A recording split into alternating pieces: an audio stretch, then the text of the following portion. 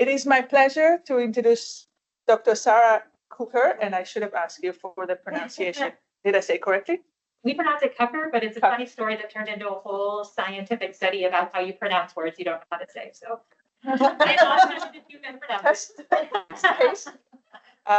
but Sarah is an assistant professor of psychology at Southern Methodist University, where she directs the SMU Kids in Development Lab. She moved to SMU in the spring of 2023. Previously held faculty position at Oklahoma State University, and before that at the University of Wisconsin-Oshkosh.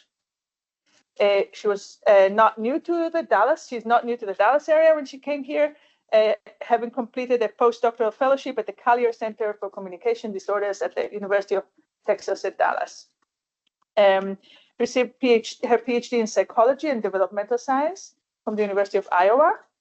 And her research focused on word learning, categorization, developmental trajectories of infants, toddlers, and preschoolers, with a current focus on the role of digital media in these processes. So, which we're going to hear more about. She has funding from the NICHD to explore such mechanisms of word learning and vocabulary growth in digital media. So I'm really excited to kind of make these connections, and hopefully that will spring into additional connections that are long-lasting. Welcome. Thank you so much for the warm welcome. And I'll say it's good to be back here. Please let me know if you can't hear me. I know with the mask, sometimes if you just look confused, I'll know to speak up. It's good to be back here. I mean, about 10, 12 years ago, I was over at the Collier Center and came to a number of talks here. So it's really nice to be back and see the new group and some old faces and a lot of new faces as well. I want to start today with a question for you all. My clicker is going to work. See? How many of you have seen headlines like this? A lot of us, right? Maybe even all of us at some point in time. We've seen somewhat alarming headlines. Screen time is bad. It's rotting our brains. Don't give it to our kids. And also, I can't live without it. What do I do, right? And I think this last one sort of resonates with adults, parents, and children alike. Media is everywhere. And as one of my colleagues so eloquently put it in a New York Times piece, it's messy. Especially when we're thinking about digital media and technology or screen time and young children and their exposure to these screen times. And digital media is messy for two primary reasons. One, it's pervasive. It's present, it's ubiquitous, it's in every aspect of life, and it's not going away anytime soon. Even if you're in a family or a household that says, you know what, low digital media, we really don't want to have a lot of screens, especially if you're a parent, you might say, no, I don't want to have any screens. How many of you have a cell phone? How many people have a car with a screen in it? How many people order your groceries, order things online? The idea is that we have screens no matter what. It's everywhere, right? If you think Alexa, Siri, even in the background. The other thing, though, that makes digital media messy is that use is highly variable. There are some families who frequently don't use it much at all, and there are families and individuals who use it a lot. There's also different uses of media. You can use it just for catching up on the news. You can use it for entertaining. You can use it for educational purposes. And all of those different uses can have different impacts. And so the impacts can be very heterogeneous. Now, it's not going to take me much to convince you of sort of the first reason for this messiness and the pervasiveness. I'm going to give you just a little bit of data and some statistics to support this.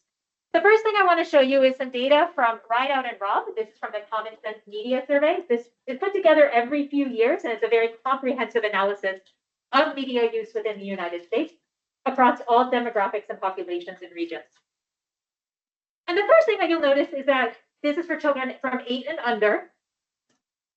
Children, by the time they're 5 to 8, are getting about an average of 3 hours of screen time a day. That's just an average. And I want to point out one thing, this under 2 group here. Children who are under the age of 2 are getting almost an hour of screen time per day on average. And this is data from 2020. That was collected between 2018 and 2020. Now, you might have said, okay, media is very pervasive, of course, it's everywhere. But what I think might be alarming is the fact that young children who can't even talk or walk yet are getting media at least an hour a day. And our lab has followed up on this and sort of have an updated version of current screen time or media. I sort of use the word screen time and digital media interchangeably, meaning sort of the same exposure as some digital device. This was a survey of about 300 parents of children between 17 and 30 months. So we're talking a 1.5 to 2.5-year-old. So these are children who have sort of just learned to talk, learned to walk, navigating the world, but very far from being independent. And we asked parents to report on their exposure to these different levels of media. The bars represent different types of activity in media. And we have a print book condition that's a comparison. So I'm going to point out a couple things here. The first red bar you see, or red, orange, whatever color you want to call it, on the left is for video time. This is the amount of time that children are spending watching videos, movies, TV shows, or just passively viewing content, usually for entertainment purposes. We estimate 120 minutes on average per day for children 2.5 years and younger. And this is after the start of the COVID-19 pandemic and the few years since. So this is after even the increase in technology due to the COVID-19 pandemic. And we compare that with the time they spent in print book reading. The time they spend reading picture books is only an average of an hour a day. So at this very, very young age, they're getting lots and lots of media. They're getting a lot of media exposure, more so than they're even reading books. So clearly very pervasive. And we think this might actually be an underestimate based on parent reports data. But you also see a wide variety. There are some that have very little, and there are some that have up to 8 hours, or the TV is always on in the background. And this pervasiveness is particularly so for certain communities. This is again data from Rideout and Ross. Families that are in lower income brackets tend to have 2 to 3 times the amount of digital media as those that are in higher income brackets. We also see substantially higher media use for Black and Hispanic families than we do for white families. And so there are particular communities in which the media use looks different than a community that may look different for every single family. And all this taken together means that it may be impossible, and at the very least impractical, to try to eliminate screen time entirely from our lives as adults, but even for the lives of children.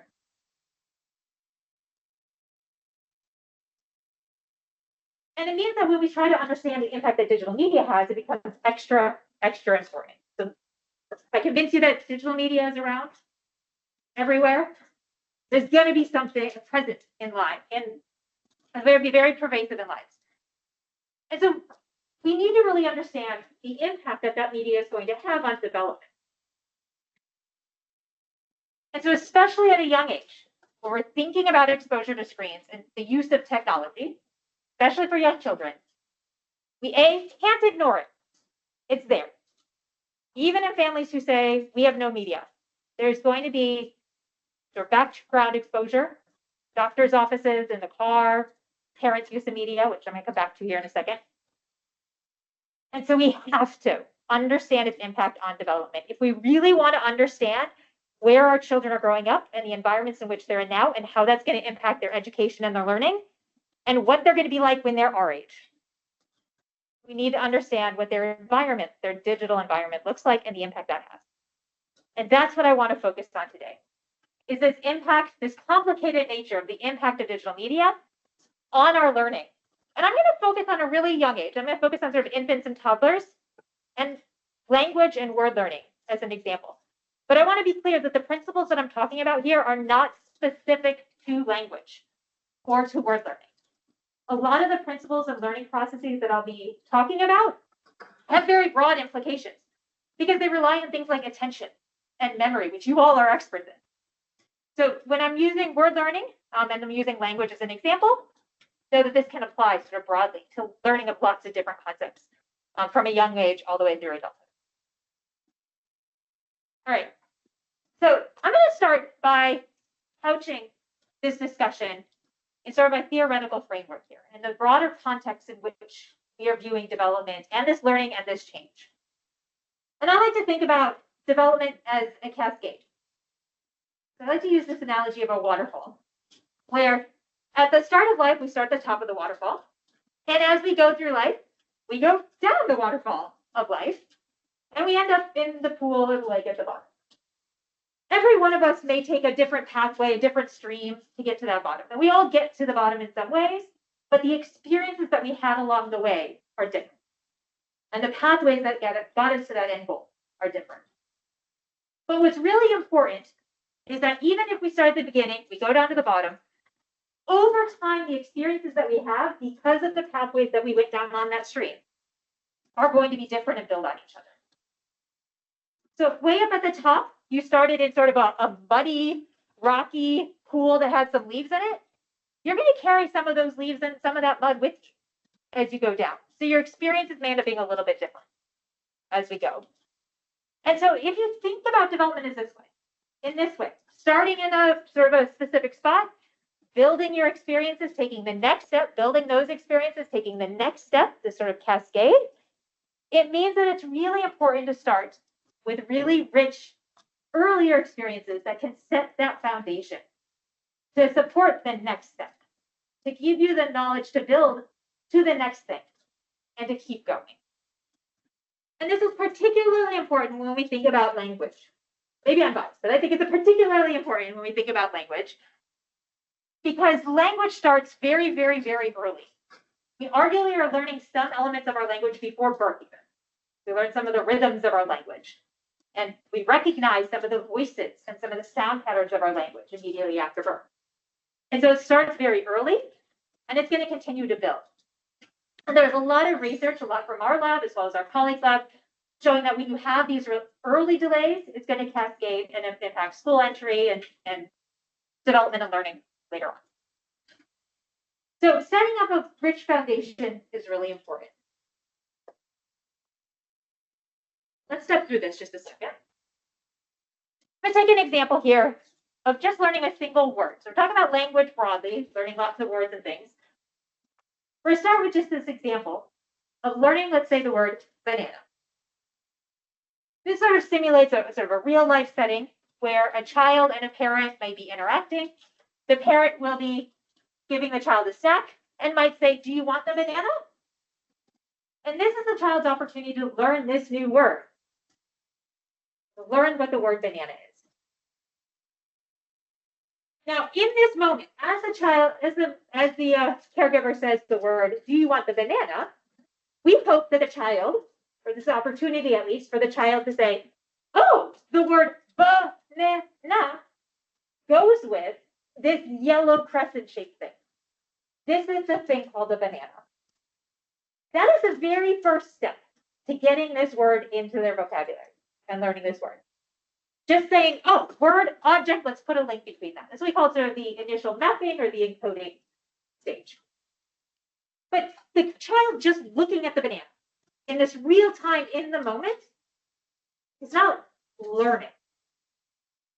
To truly learn something, you also have to retain it. You have to remember it.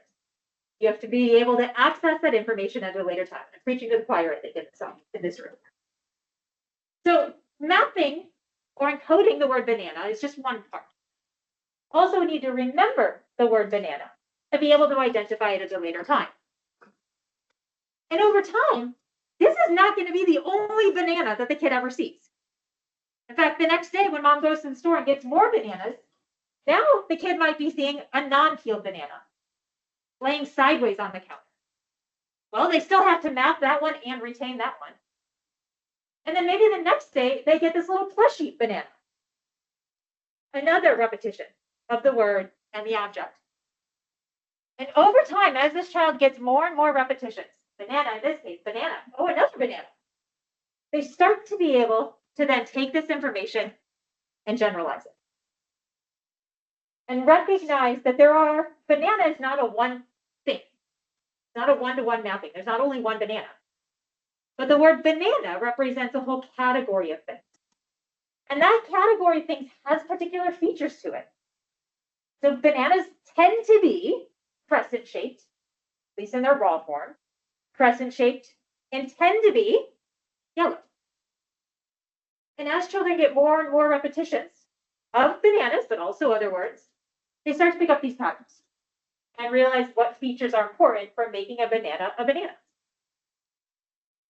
And this process is then going to, then when they encounter something like a shoe, same process.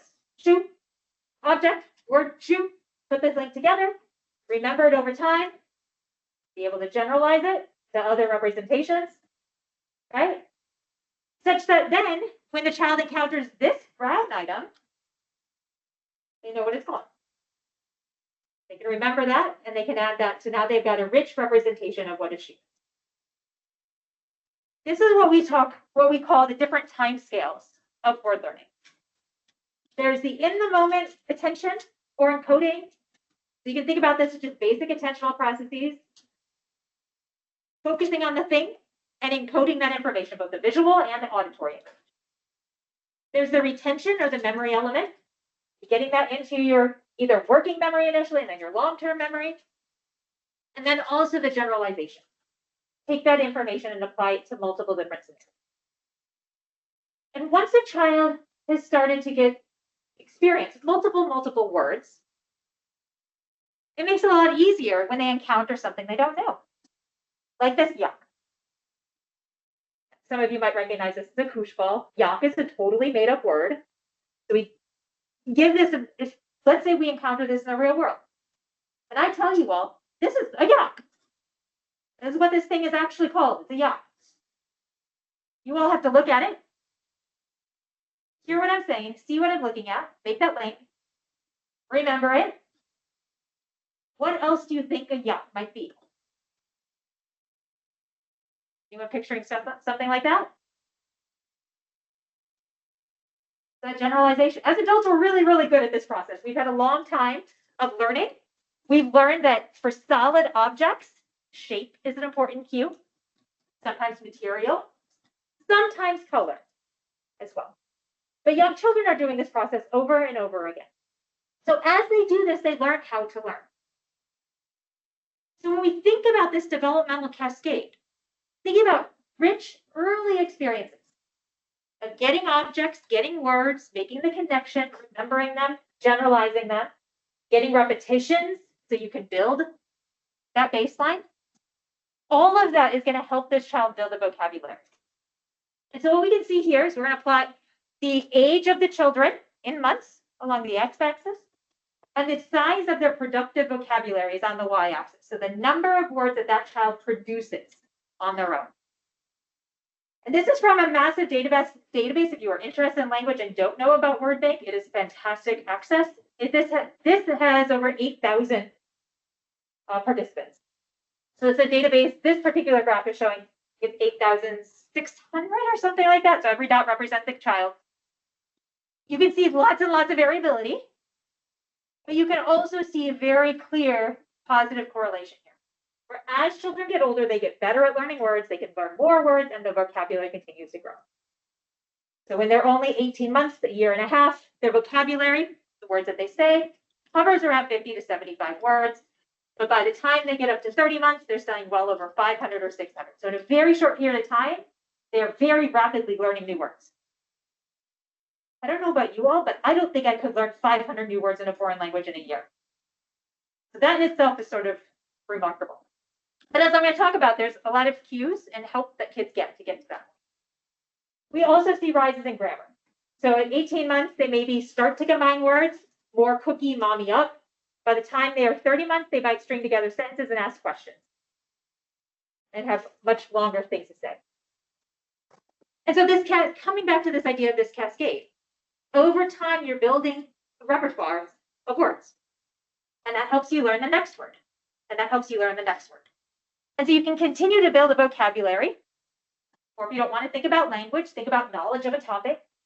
Over time, you can keep building these. Now, different experiences that you have are going to also then mean different abilities. So if you get early experiences, if you never see a banana or you only see one banana and that's it, the way that you build is going to be different. If the shoot that you see is always the exact same shoot, how you learn to generalize and what you learn going on is going to be different.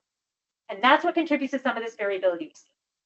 Is a big difference in experiences. And this can range from sort of home life experiences to education experiences to individual differences like temperament.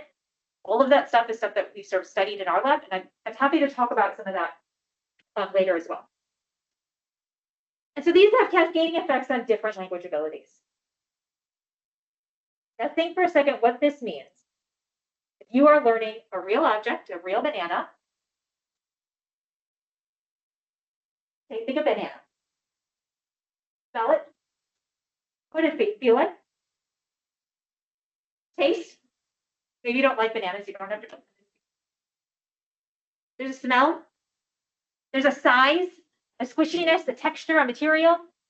Right? If you're holding an actual banana right now, you have all of these different information. Right? So when you learn the word banana, you've got the looks of it, the touch, the smell, even the sound, if the smushiness of eating it. How is that different if you learn banana on a tablet? Well, first off, you don't get touch, you get a flat screen. The touch does not correspond to what a real banana feels like. The sounds you get are music of this dancing banana. You don't get smell, you don't get taste. The information you get through this digital modality is different. And that may have implications for this developmental cascade. So what I want to do today is give you a quick snapshot of word learning in the real world. And the things that are important for us to get rich information early on when we are learning words for young children. And then talk about what that looks like in digital media and how that differs. So let's start with an example. So this is just a couple clips. This is just from social media. So I did not purposely find, I just Googled banana and parent interactions, and this is what came up. So hopefully this is sort of a real snapshot of children's interactions. The bananas. Hello. Hi, Sammy. What?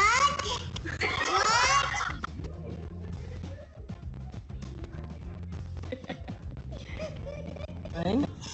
Here's a banana.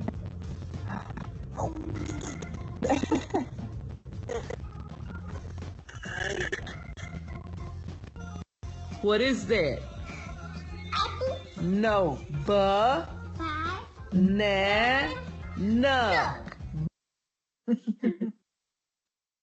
The bananas.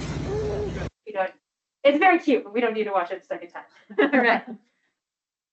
So the real world, there's a few things that happen in here that are actually very helpful for children learning. One of the first things that you probably notice is that it's multimodal. And what I mean by this is we saw a variety of ways in which a child is interacting with the banana. We saw a lot of tasting, a lot of licking, some touching, very obviously some looking at a banana.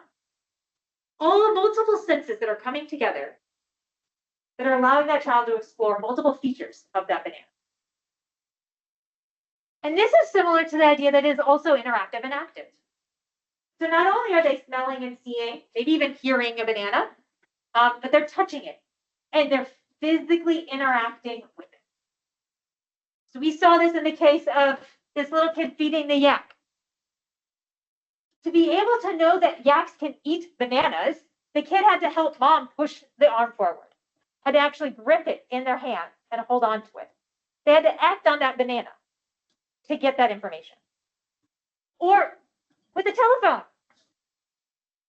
to be able to know the creative elements of what all bananas could do or be used for, or see it from multiple angles, had to actually pick it up And then to get the parent to respond and talk to them about the banana, the kid had to act on it. So there's this actual real-time embodied action that is also occurring. And that allows children to have access to different forms and different features of this banana and really facilitates their learning.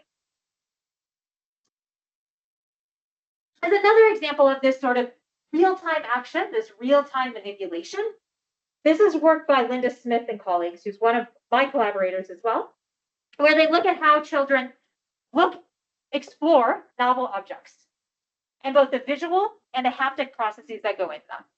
And so this is a case where they put head cameras on a baby and to see the world from the baby's perspective, to see what is the baby actually attending to and looking at in the moment. And what they find is, in this case, they're just giving them lots of novel objects to play with, and the parent is naming these objects as the child is playing. And what they find is that when the child is holding it, as the image on the left is showing, when the child is physically touching it and is the one that's holding the item, see how much bigger that item is? How much more of its visual field it takes up compared to panel B when they're not holding it? Well, that holding is actually really helpful for the kid attending, doing that encoding, that attention. Because kids have short arms. Because they have short arms, when they hold something, it's close to them. And therefore, it's easy to make it the focus of their attention. You get some of the physical constraints, but also the physical touching, physically holding and attending to objects helps them get at least that first step. So children can attend sort of in the moment, focus on the things that are important in that moment. And we've done some of this in our lab as well, testing children's ability to attend in the moment. And so what we do is we give them a variety of different objects. In this case, we gave them 3 different items. These are 18 to 30 months, so that's sort of 1.5 to 2.5 range. We give them 3 different objects. 2 are familiar, and 1 is novel. They've never seen it before. And we simply ask them, where is the yuck? Children are pretty good. There's a few exceptions, but they are pretty good at finding the yuck there, which hopefully everyone's thinking is the middle object. Okay? So go for the middle object. By the time they're about 1.5, 2, they start to be able to do this pretty reliably. But as I mentioned, simply getting the right object is not learning or retention or helping it to your vocabulary.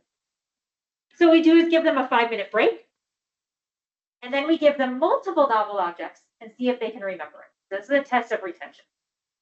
Can they remember? And over the course of the experiment, they've actually learned the names for all of these. So this is sort of a stringent test of which names go with which objects.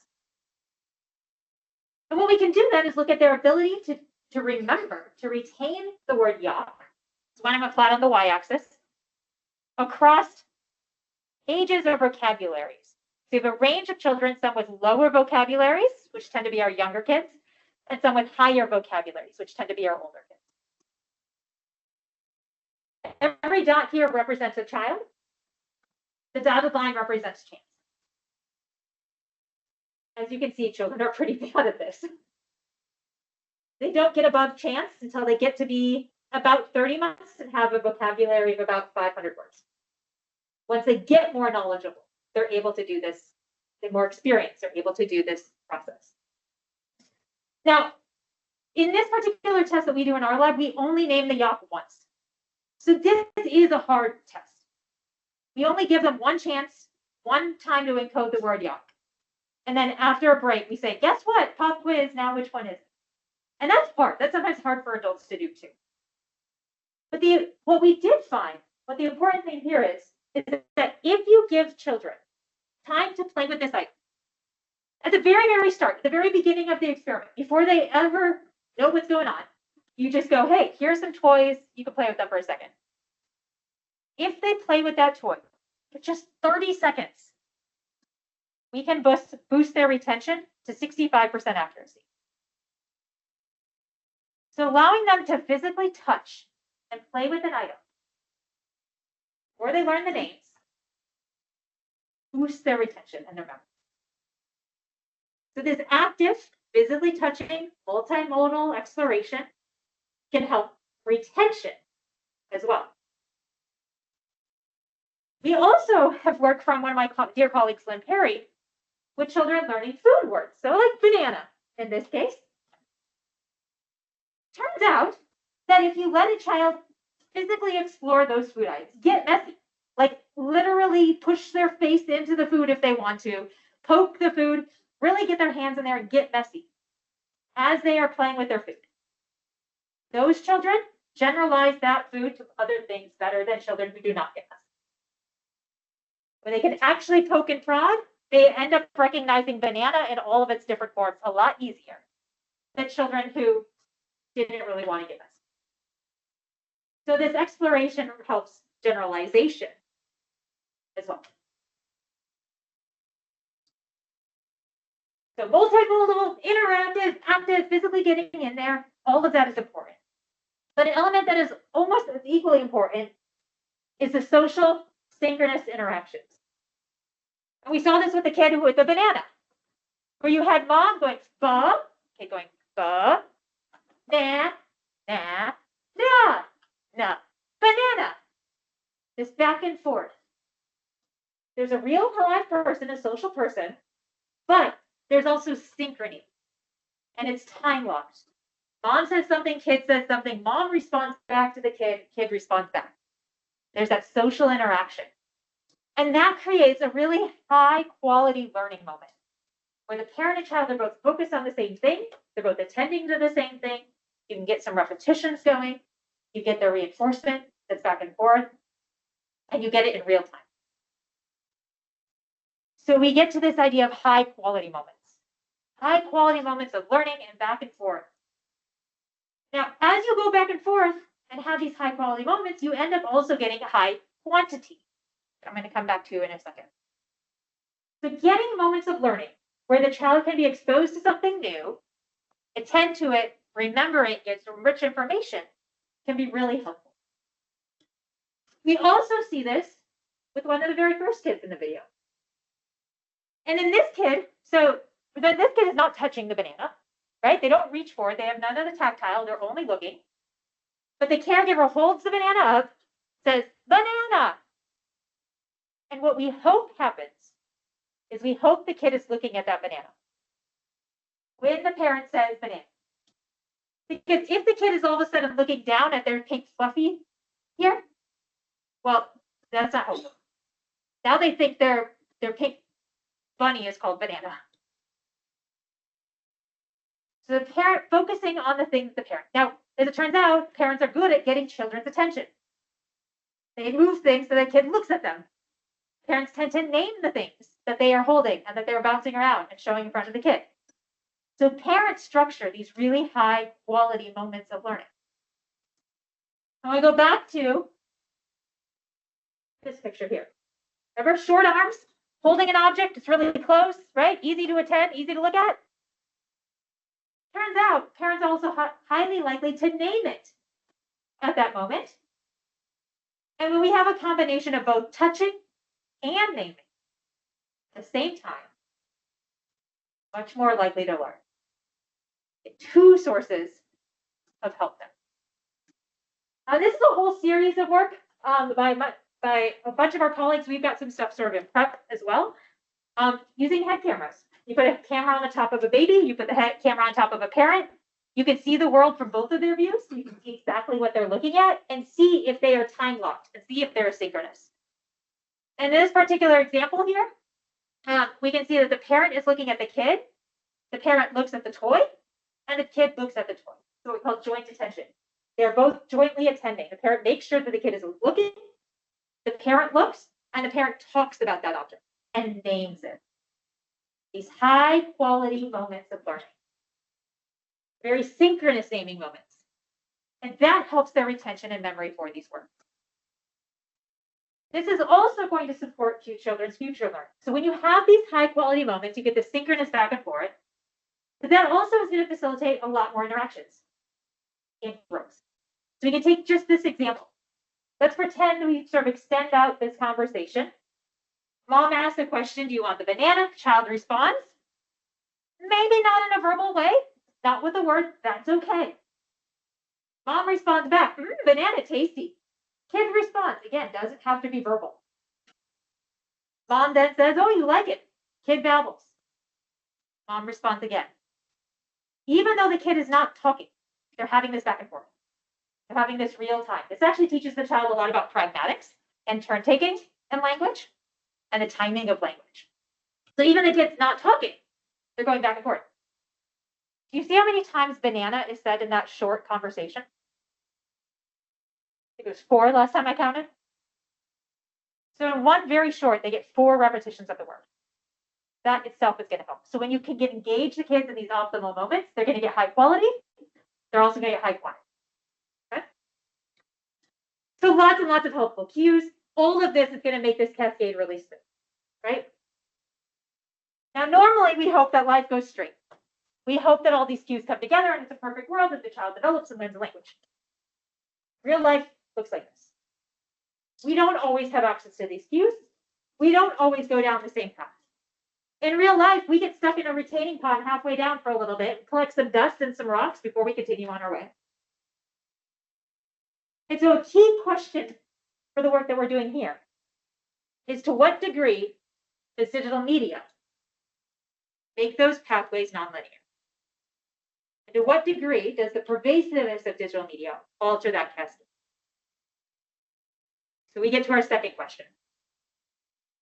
What does word learning look like in digital media? Now that you have a basis of what it looks like in real life, all of the elements that are important. Here's a quick snapshot. Now, again, this is a real life clip of one of the most common television shows for young children right now, Ms. Rachel, if anybody knows children.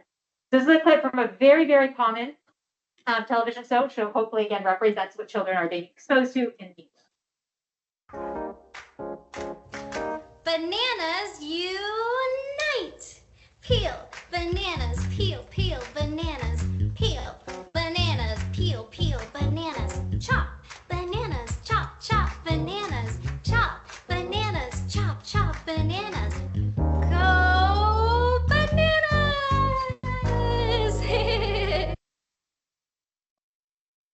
Yeah, well, I always giggle in this too, right? If you're a parent, you probably appreciate it. And if you're not a parent, you're like, what? But this is what kids are seeing.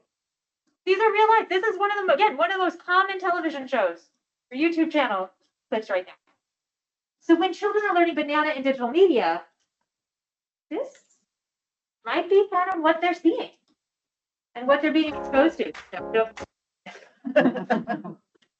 So while when we were learning banana in real life, it was very, very multimodal. When we learn it in that digital context, it is much more unimodal, maybe dually modal.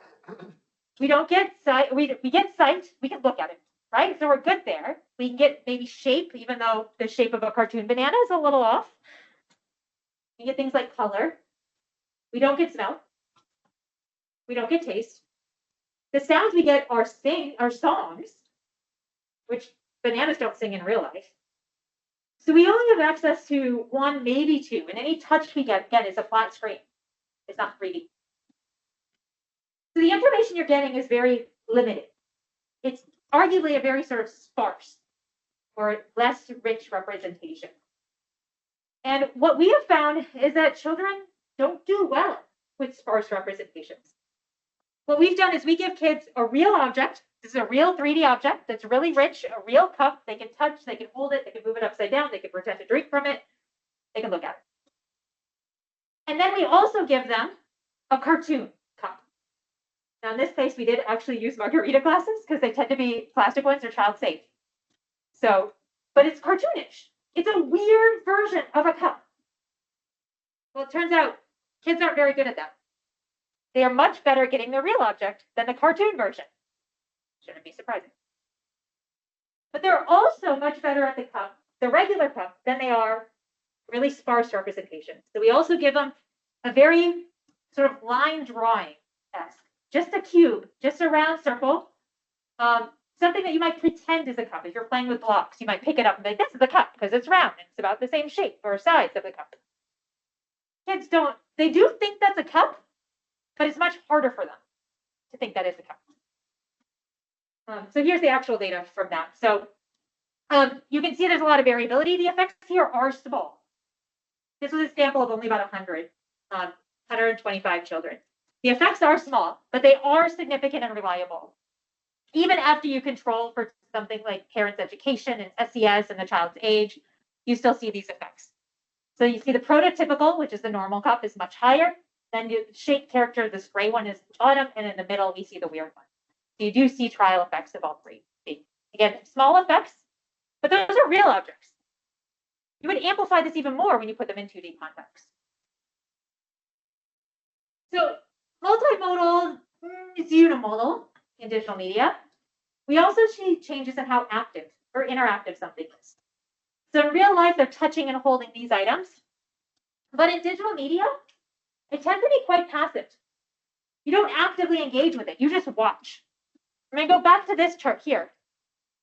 Children spend most of their time in videos, just watching videos and TV shows. They only spend about 15 minutes a day in games, like apps on a tablet, in video chat, or in books, which are much more interactive. So the majority of children's time are being spent in a type of media that is very passive. You just sit and watch. You don't have to do anything. And when they spend time in these videos and this video chat, it negatively correlates with their language. So that's that top red line right there. Of all of the types of media that children might engage in, video time is the only one that is negatively correlated with vocabulary. Time spent in video chat, time spent in educational apps, time spent reading books or reading ebooks, flat. So the types of media that are less active or much more passive tend to be correlated with lower language. We also see differences in the social and synchronous nature of digital media. So digital media arguably is less social, less synchronous. You can just think about this video. You didn't have to do anything for it to go on. And there was no back and forth. So even though Ms. Rachel might go, "Are you ready?" The kid doesn't have to respond. And if the kid does respond, she's going to go on regardless. So the timing is off. You don't get that back and forth. It's not real social. And we've empirically tested this in a couple of different ways. We know from a large meta-analysis, including some data that we've had in our lab, that when parents make media social, when they do the media together, when they jointly both engage, and the parent talks to the child about what they are seeing on the media, learning is better. Parents who co-view media more often, their children have higher vocabularies than children who watch it alone. So making media social helps. There's also some really great work from Kathy Hirsch-Kasich and her team where they compared children learning a word in video chat, a real person, real time, with a lot compared it to live interaction. So real person, not through a computer, compared to just a video. So learning in all three modalities.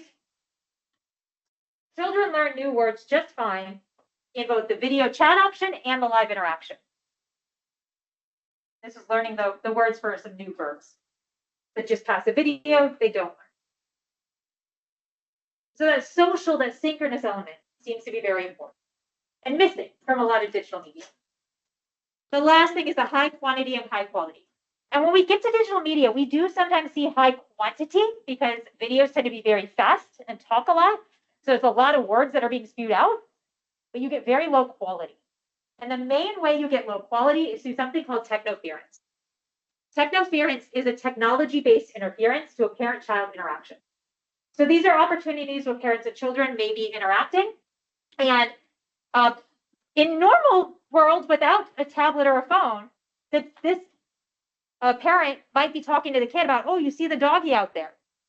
Oh, do you see the police car go by?" But instead, they're looking at their phone. And that's a missed opportunity for those social interactions. And in fact, we know that those types of distractions, in fact, impact both children's in the moment we're learning and the vocabulary. So this is a study here where they taught them two different words. One word, halfway through that training period, the phone rang. And the parent looked down at it. For the other word, there was no disruption. Not surprisingly, children learn the word when there's no distraction. When that teaching moment is interrupted, there are chains. There's also been work out of Australia looking at even broader applications of this. So what they did here is they measured children's screen time in the home, and they also measured parents, the number of words an adult says in the home, the number of vocalizations a child has, the number of turns that the parent and child take on just a 24-hour period. So they use a device called Lena, so they do audio recordings that are day long, and compared that with the screen time. And I want to point out two things. One, almost every single analysis here is significant. And almost every single one is significant in the negative direction. So the more screen time children have at 12, 18, 24, 30, and 36 months, the less parents are talking, the less the child is talking, and the less they're having a back and forth. So even when we scale this up to the home, we're seeing these correlations. So what does all this mean? Well, it means we need to be smart about our media use. When it comes to media, we should consider how interactive it is, especially with children. So videos, not as good as like video chat or educational apps. We should consider how social it is. So if you're doing video chat actually can be very beneficial. There's a lot of work from Gabby Strauss at South Dakota and Rachel Barr, who's one of my colleagues. Video chat can actually help improve bonding, especially with grandparents. So I did a study over the pandemic where parents and kids connected over Skype or FaceTime, and those that had more Skype than FaceTime had a better relationship. So there could be some really big benefits to some types of media.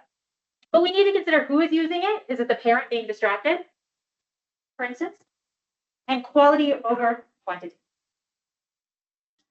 So, quick takeaway here.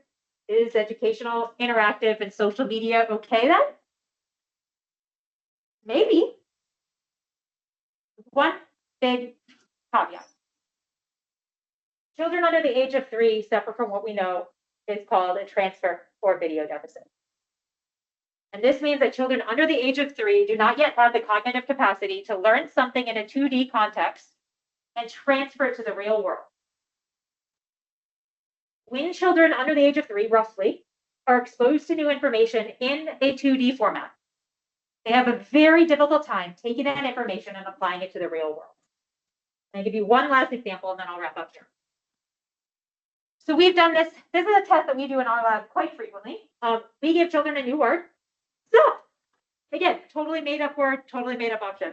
You don't need to know what a zup is. But if this is a zup, we then ask the child, what else is a zup? Now, as adults, which one do you guys go to, right or left? Yeah, this one, right? So by the time children are 2, they do that too. So we're sort of looking at the shape matching item here.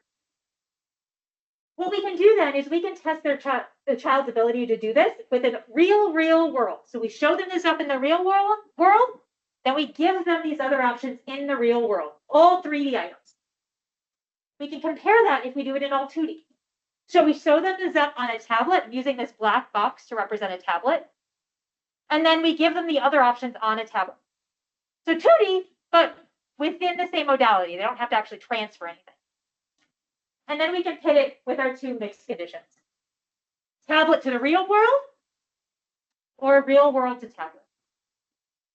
Okay? And this creates a really nice 2x2 design where we have our initial exposure is either tablet or initial exposure is real. And then the transfer or generalization is either tablet or real. Okay? So we can look at this on how children perform, especially as they get older. So this is age as children get older, what their ability looks like. In our real world to real world, we see a nice positive correlation here. Children are above chance, they get better as they get older. We see a similar pattern in tablet. They're closer to chance at the younger ages, but still see a nice linear trajectory. But notice how the slopes change when we look at these mixed conditions. And notice really carefully, if you look closely at these 3 lines, they're both at chance when children are younger. I'm going to collapse across age for a second to really highlight this. We have each of the conditions as little pictures on the bottom. 3 of these bars are above chance. One of them is at chance. Children fail to pick up the shape. And that is when we go from a tablet to the real world. They fail to find the zup in the real world. But they can do it if they got the zup in the real world. That's the transfer deficit. So the truth about children's screen time, well, it's messy. It involves multimodal experiences, embodied activities, social interactions, quality interactions, individual development, a whole lot of things. This sort of complex web of multiple factors. But above all, we need to consider the cascade. What are you being exposed to early, and how is that cascading to affect development later? And the punchline really is, it's how media is being used, not just how much matters. That's an argument I made in a recent paper, thinking about what do we do about this digital world? We have a lot more questions to answer here. This is just a snapshot to get us started. So many things and acknowledgements to lots and lots of people. My lab over at SMU. This is admittedly an old picture we keep forgetting to take one semester. So this is my team from last fall. Lots of collaborators, a lot of student co-authors. A number of them are actually undergraduates that have been very instrumental in some of this work. So, and of course the funding. Thank you. After going 2 minutes over. No, this is perfect. Any questions?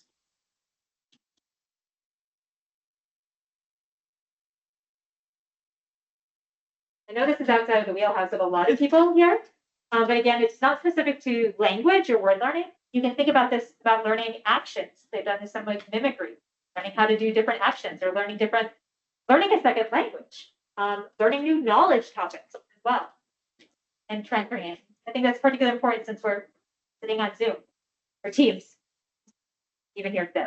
So I have a question. So one, I was kind of it was striking to me to see the distributions of the world learning, and I was wondering if there's, especially the 24-month, seem to be very different than the other ages. So just made me think whether there are any evidence of things that are not transitioning in a linear fashion, but there's sort of transitions in age and how that would work. And the second question, maybe you could kind of put them together. So they're not doing anything when they're watching videos, but they are watching the video. And you were very careful about saying they're not doing anything to keep this. But I'm feeling that maintaining engagement would be a big, would be very different across different individuals, but it's an important aspect of what they do when they are watching videos. And so how are you thinking about incorporating that? Yes. There's one exception to the passive video. If you have a video that has a really nice narrative stream, and it takes characters and it slowly takes them through, and it's not jumping from one scene to the next and back and forth. It's a very clear narrative. Children can potentially learn from those. So if you do very high quality videos, then yes, because they're engaged. And then that requires them to be thinking along with it, not just saying, oh, blah, blah, blah, blah, as they go. The other element that's important here is that we also know that something like temperament matters a whole lot. And there's a lot of individual differences. And so this is also work that we've been working on. Children that have lower effortful control, lower sort of executive function skills, they don't attend as well. And they get more distracted. And they learn from that media even worse than children who have higher attention skills.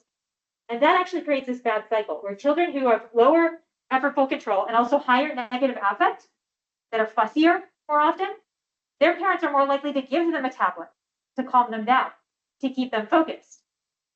So then they get rewarded for this tablet, but it doesn't hold their attention in the same ways that a real toy does. And so then you get this reinforcing. So you end up having more problematic media behaviors when those children reach elementary school, because they were given the tablet more often as a solution, because their behavior sort of called on it. We're by no means blaming parents in this case. In fact, I think one of the important footnotes is that if you need to take a shower, and the only way to get your kid to sit so you can shower, let them watch a movie for 5 minutes. It's not going to hurt them. But then make sure they're getting lots of social interactions outside of them. And they're getting lots of rich interactions. Otherwise, it's simple. So yeah, lots and lots of variability. There's not necessarily a turning point where like at 24 months, they switch over and can do anything, but there's a lot of variability of individual trajectories as we go through time. A lot of it's related to temperament in this case, or at least that's what a lot of our work suggests. But socioeconomic status, household income, household parents, parent personality matters too. We've also looked. So bigger, broader family ecology and how that matters. I'm kind of interested in the idea of mapping, Yeah. particularly fast map.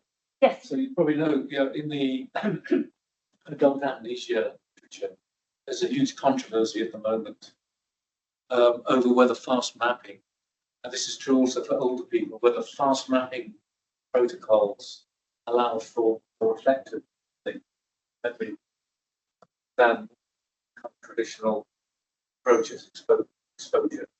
Yeah. I was just thinking that in the case of the kids, fast mapping is super interactive. In the adult literature, you have like a picture of a porcupine and a picture of a big animal, and you say to people, point to the one back. And people have to infer that one back must be the novel animal. I've seen a lot of kids' language development is very like that. So it's occurred to me that with the digital media, that is completely different. Yes. Are there attempts to do something like that? It's, for example, if you used a touch screen, you could actually have a situation for kids to point to the back, and you could actually know whether they're succeeding or giving them feedback. So have people tried to use some kind of touch screen For the fast mapping. to get over this non-interaction? We are collecting that data now. We have 172 children out of 180 collected as part of this grant, is to do fast mapping. So a lot of my work actually started in fast mapping and retention. And one thing that we know is when we're quickly mapping, if you can make that moment really rich, it can facilitate learning. Yeah. And so if you engage the sort of cognitive processes, you make it harder for them to do the mapping, that mapping sticks. And this is work we did where we showed children the yak, and then the thing next to it was something like a shoe that they knew really, really well. So it was super easy for them to be like, oh, that's a shoe. This must be it. And we compared that to when we give them a yak, and then we give them something like a spatula that they kind of know, but they don't really know very well. That's much harder for them to be like, okay, not that, this one. When you do that, they retain. So you can put children in sort of some of these same situations. Whether or not that works the same in a tablet is an open question. So we are collecting that data now, but I haven't peeked at it yet, so I don't know. So, but I'll keep you updated. Yeah, we're actually, so this grant is looking at the fast mapping, the retention, and the generalization, all as a within subjects design. So then we can look at these individual differences. Great. Yeah. You have a question? Yeah. Excuse me. Yes, I think, it seems like one of the big challenges in terms of the big questions about how much is enough, or what type of exposure is enough, is really the iterative nature of exposure to language, right? So I think your last study really kind of highlighted the thing that I've been thinking about throughout your whole talk, because so I know the Miss Rachel video really well, right? Like, as a bit, I should send my wife a picture. It's like, but because my children loved that video because it also reinforced, bananas are, it was like a fun thing for them to sing. But they had real world exposure, and then they've got this other form of exposure to reinforce everything they've learned. So none of them are really like mutually exclusive, right? So I think that's part of the challenge, where understanding what role media plays in child development and language development. I think one issue is that it's often there's lots of instances where it is helping. Yeah, where you're supplementing it. Yes. Right. Yes, and I'm actually going to go back because I love this little picture in the corner. Because there's a kid playing on a tablet and then also holding a real banana. Because in real life, you get both. And for us, the important thing is to making sure that proportion is preserved. So you're getting rich real world. And then once you know banana, Miss Rachel becomes amazing, That's right. right? But if you don't know what a banana is and that's your first exposure, that's when it becomes difficult.